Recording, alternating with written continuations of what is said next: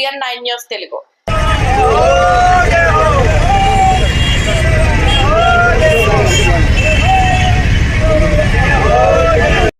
ఈరోజు మా కులదైవం శ్రీకృష్ణదేవరాయ గారి వర్ధంతి సందర్భంగా అనంతపురం పట్టణం నందు ఇక్కడ ఆయన విగ్రహానికి మేము నివాళులు అర్పించడం జరిగింది.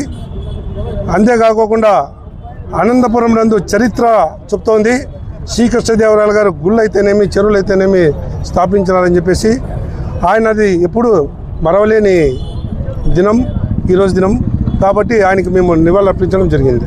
అంతేకాకుండా 2వ తారీఖున ఇక్కడ బల్జ సంఘం తరఫున రాయలసీమ బల్జ సంఘం తరఫున ఇక్కడ భారీ ఎత్తున కూడా ఇక్కడ ద్వారకా ఫంక్షన్ హాల్ నందు భారీ ఎత్తున సభ నిర్వహించడం జరిగింది.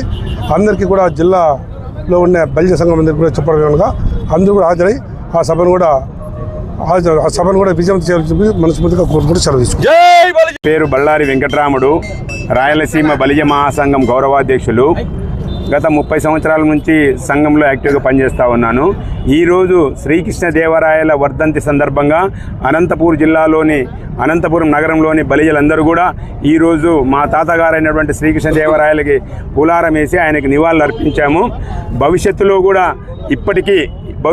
కూడా శ్రీకృష్ణదేవరాయలు కట్టించినటువంటి ఆనవాళ్ళు ఇప్పటికీ ఉన్నాయి కాబట్టి అవన్నీ కూడా ప్రజలు ఉపయోగించుకుంటున్నారు. కాబట్టి శ్రీకృష్ణదేవరాయల జన్మదినం కానీ ఈ వర్ధంతి కానీ ప్రభుత్వం అధికారికంగా ప్రకటించాలని ప్రతిసారి కూడా మేము చెప్తా ఉన్నాము.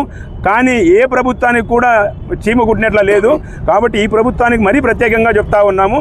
తప్పనిసరిగా శ్రీకృష్ణదేవరాయల వర్ధంతిని కానీ జయంతిని కానీ అధికారికంగా ప్రకటించి ఆ రోజు ప్రభుత్వ అధికారులు ఎవరైనా ఉన్నా కూడా ప్రభుత్వ పరంగా ఉన్నటువంటి అందరూ కూడా రాజకీయ నాయకులు కూడా ఈ కార్యక్రమాన్ని నెరవేర్చాలని మరీ కోరుతా ఉన్నాం.